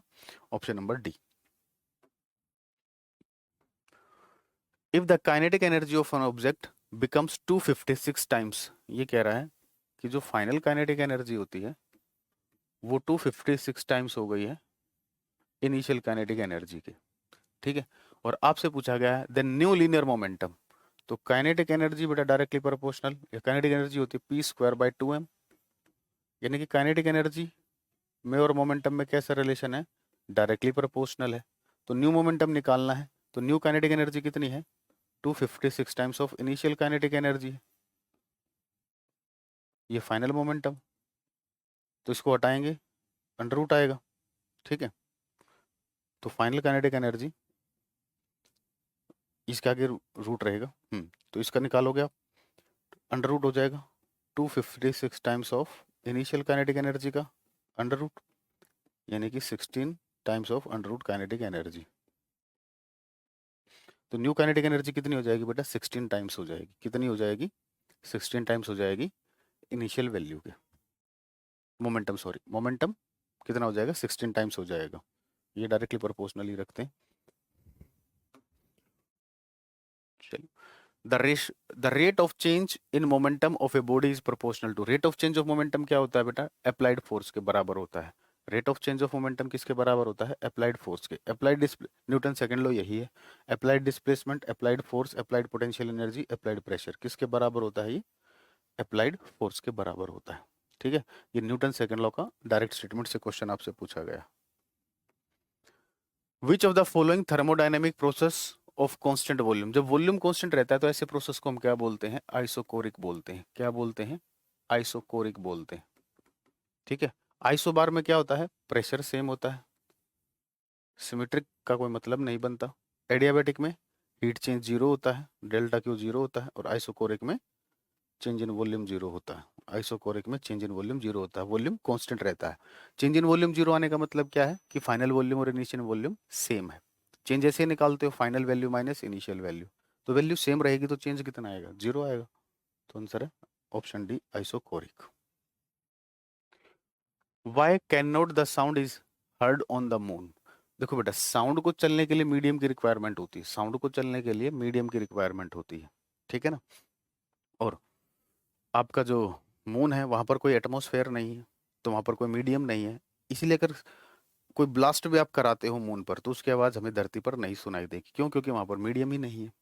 No sound on the moon because there is a no water on the moon, there is no atmosphere on the moon, and sound can not travel without medium. बिल्कुल सही option है आपका, option number सी, ठीक है।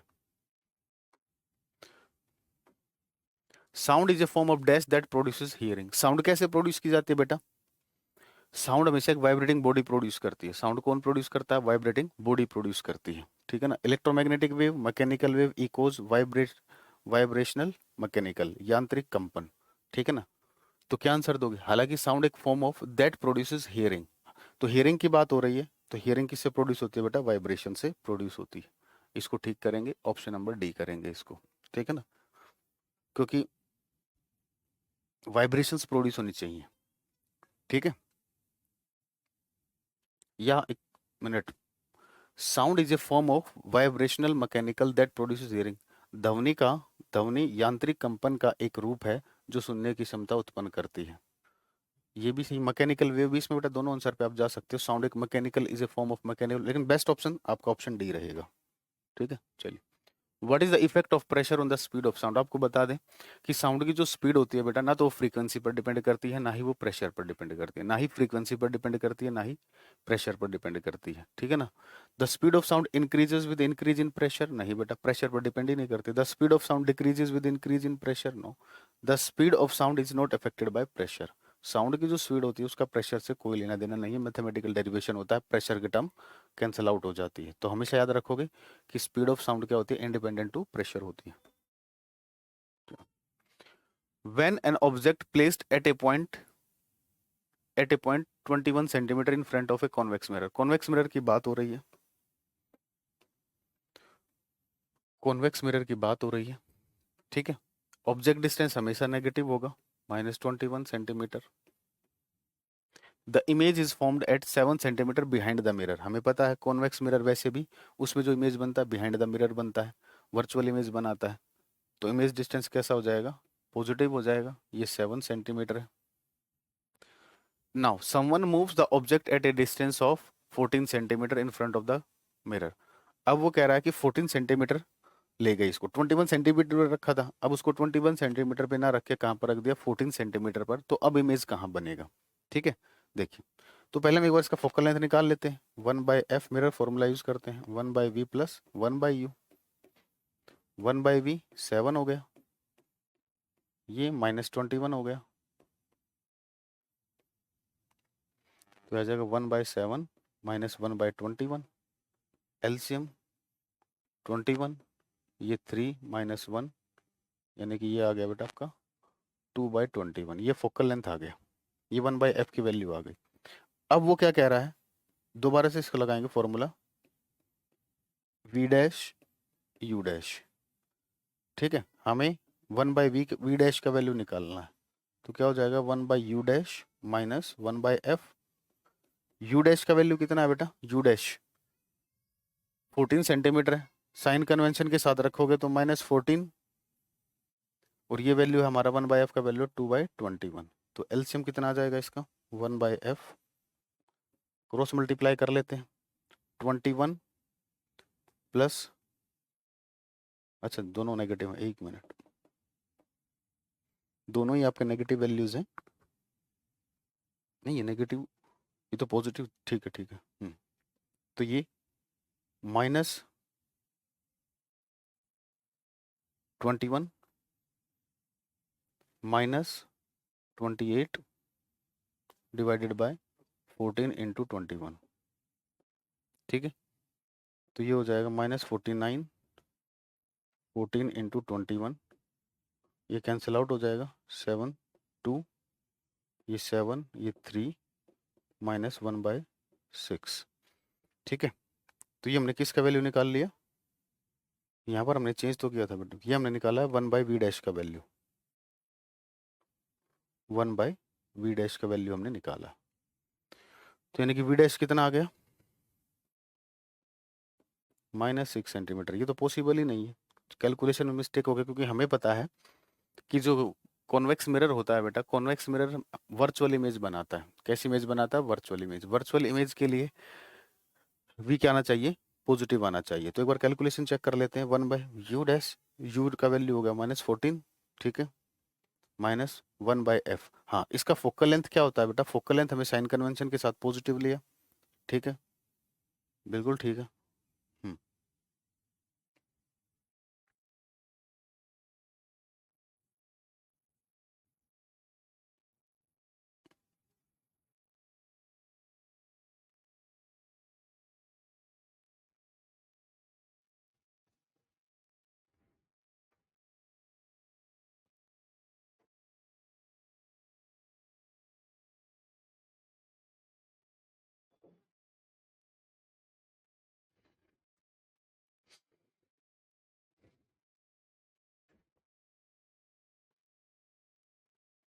अच्छा, देखो यहाँ पर ये उल्टा कर दिया ना हमने, देखो यहाँ से 1/v डैश निकालेंगे तो यहाँ पर ये उल्टा हो गया, ठीक है ना।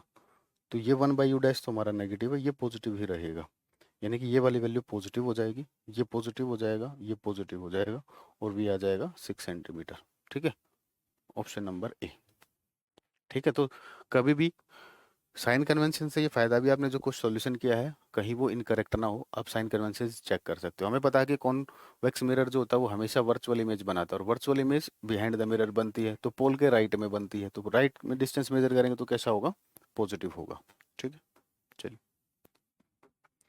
The shape of the image produced by a converging mirror. Converging mirror कौन सा होता है बेटा? मिरर की बात हो रही है, कॉनकेव मिरर होता है। कन्वर्जिंग मिरर कौन सा होता है आपका? कॉनकेव मिरर होता है, अवतल दर्पण होता है।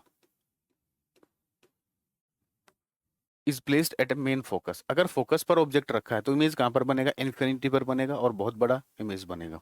ठीक है ना, अगर ये कॉनकेव मिरर है आपका,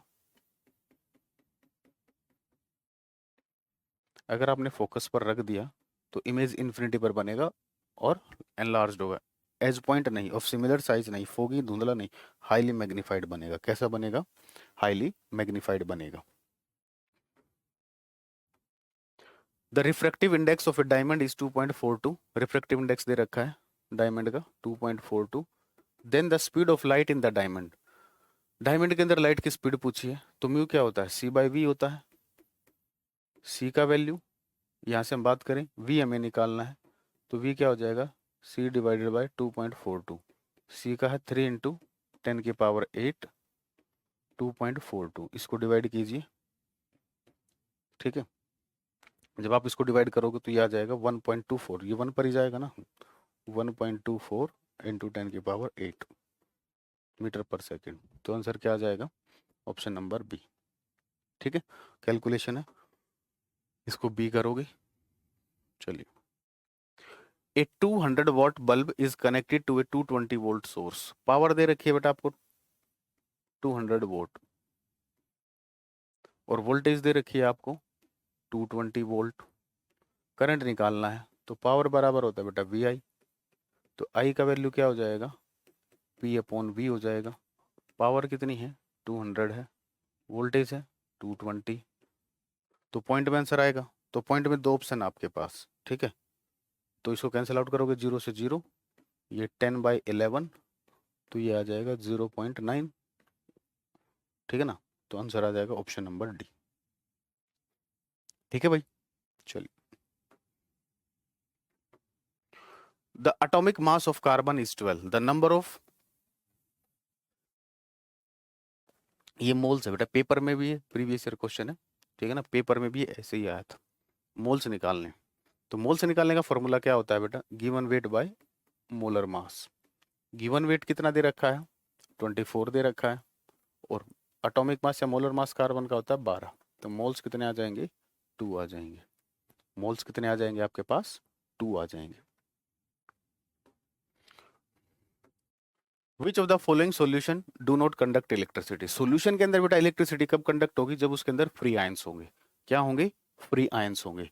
तो एसिड और बेस, एसिड तो H+ आयन देता है, और बेस OH नेगेटिव। एल्कोहल और ग्लूकोज होते हैं, ये कोई आयंस नहीं देते। ठीक है, देखो यहाँ पर बेस वाला सॉल्यूशन इलेक्ट्रिसिटी कंडक्ट कराएगा, यहाँ पर एसिड वाला, यहाँ पर दोनों। लेकिन यहाँ पर ना तो एल्कोहल ना ग्लूकोज, दोनों के अंदर फ्री आयंस नहीं होते हैं, तो फ्री आयंस नहीं होंगे तो वो इलेक्ट्रिसिटी कंडक्ट नहीं कराएंगे।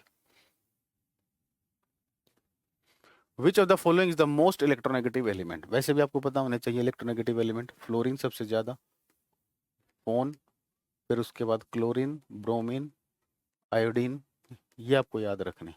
ठीक है, तो देखिए इनमें से कौन सा दे रखा है, फ्लोरीन भी नहीं दे रखा, ऑक्सीजन भी नहीं दे रखा, नाइट्रोजन भी नहीं दे रखा, क्लोरीन दे रखा है। तो क्लोरीन क्या है आपका मोस्ट इलेक्ट्रोनेगेटिव एलिमेंट। क्लोरीन क्या है, most electronegative element. What is the electronic configuration of rhodium. Rhodium की पूछी गई है बेटा, ये ऐसा क्वेश्चन है, ठीक है ना, पेपर में आया है। देखिए, तो रोडियम होता है, याद करो, मैंने आप लोगों को पीरियोडिक टेबल याद कराई है, कोरियर, ये है रोडियम। तो कोबाल्ट का कॉन्फ़िगरेशन क्या होता है, आर्गन 4s2 3d7। तो इसका निकालने का तरीका क्या है, आर्गन से नेक्स्ट नोबल गैस कौन सी आएगी, क्रिप्टॉन आएगी। ये सेल नंबर बढ़ा दो, 4 से 5s2 3 से 4d7। देखो कहीं है ऐसा कॉन्फ़िगरेशन, कहीं भी ऐसा कॉन्फ़िगरेशन नहीं है। तो कई बार ऐसा क्वेश्चन आ जाता है, या तो ये टाइपिंग एरर हुआ होगा, ठीक है ना, रोडियम की जगह कुछ और होगा। ठीक है ना, चलिए, तो इसका आंसर कुछ नहीं होगा। कई बार हो जाता है, पेपर में भी होता है। There are 3 isotopes of hydrogen atom, protium, deuterium and tritium. Hydrogen के 3 आइसोटॉप्स होते हैं, सबको पता है। The respective atomic number and mass number of isotope tritium. Tritium होता है ये 1t3 लिखो, चाहे 1h3 लिखो। ठीक है, तो एटॉमिक नंबर 1 है, मास नंबर 3 है, तो atomic number 1 mass number 3, atomic number 1 mass number 3, option number C इसका आंसर रहेगा। ठीक है, if the valency of aluminium is 3, aluminium का वैलेंसी है बेटा 3, and that of oxygen is 2, oxygen का है 2, रेशियो लोगे, फॉर्मूला क्या बनेगा, Al2O3। क्या फॉर्मूला बन जाएगा, Al2O3, Al2O3, option number D, Al2O3। ठीक है, the conversion of ethanol to ethanoic acid. Ethanol होता है C2H5OH, इथेनोइक एसिड होता है CH3COOH। ठीक है, तो वो पूछ रहा है ये कौन सा रिएक्शन होगा। इसके अंदर देखिए एडिशन ऑफ ऑक्सीजन हो रहा है ना बेटा, एडिशन ऑफ ऑक्सीजन, और एडिशन ऑफ ऑक्सीजन क्या होता है? ऑक्सीडेशन होता है। क्या होता है? ऑक्सीडेशन होता है। तो आंसर क्या हो जाएगा? Oxidation reaction. Oxidation reaction. Which of the following metal is less reactive than aluminium? देखिए, काशीनाथ का माली, काशीनाथ का माली, आलू, ये मेटल है, ये ज्यादा रिएक्टिव है। इसके अलावा बाकी जो मेटल्स होंगे वो एल्यूमिनियम से लेस रिएक्टिव होंगे। तो कैल्शियम मोर रिएक्टिव है। क्वेश्चन में उसने पूछा एल्यूमिनियम से लेस रिएक्टिव आपको बताना। सोडियम भी मोर रिएक्टिव है लेकिन जिंक लेस रिएक्टिव है। तो आंसर क्या हो जाएगा? Option number C. Dash can dissolve gold. Gold किस में सोल्यूबल होता है? एक्वा। ऑप्शन तो बाद में देखना, पहले माइंड में ही आंसर आ जाना चाहिए। ठीक है, glycerine, petroleum ether, methanol, aqua. किस में सोल्यूबल होता है? एक्वा में सोल्यूबल होता है।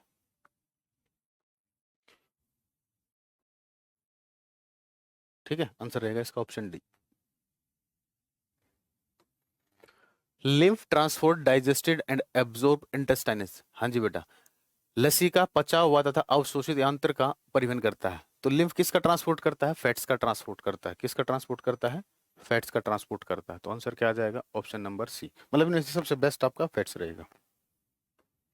Systolic pressure is a measure of. Systolic pressure किससे मेजर किया जाता है? आर्टरी। आर्टरी कहां से निकलती है? जो आपका हार्ट होता है, हार्ट के लोअर पार्ट से निकलती है। और लोअर पार्ट क्या होता है? वेंट्रिकल। तो क्या आंसर आ जाएगा? एट्रियल रिलैक्सेशन तो हटा दो, वेंट्रिकुलर रिलैक्स होगा या कॉन्ट्रैक्ट होगा? तो इसमें क्या होता है? कॉन्ट्रैक्शन होता है, ventricular contraction. Option number D.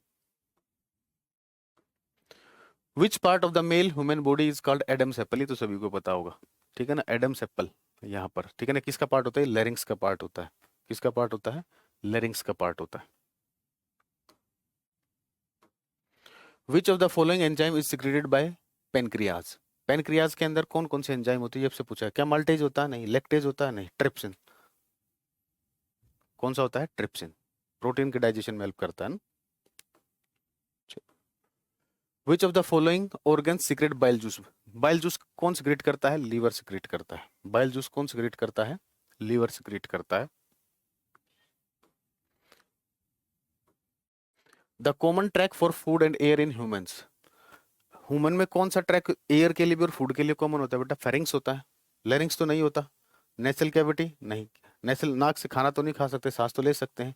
Oesophagus नहीं, pharynx. Which of the following is not a blood group? सबसे आसान क्वेश्चन है ना। ए बी ब्लड ग्रुप होता है, ए बी होता है, लेकिन क्या सी ब्लड ग्रुप होता है? नहीं, सी कोई ब्लड ग्रुप नहीं होता है। ठीक है, चलिए, ओके गाइस, तो अपनी तैयारी में लगे रहिए, मॉक टेस्ट जरूर दीजिए।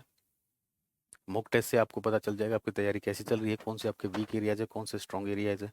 तो जो वीक एरियाज है उन पर काम कीजिए। Okay guys, thank you, bye bye, take care.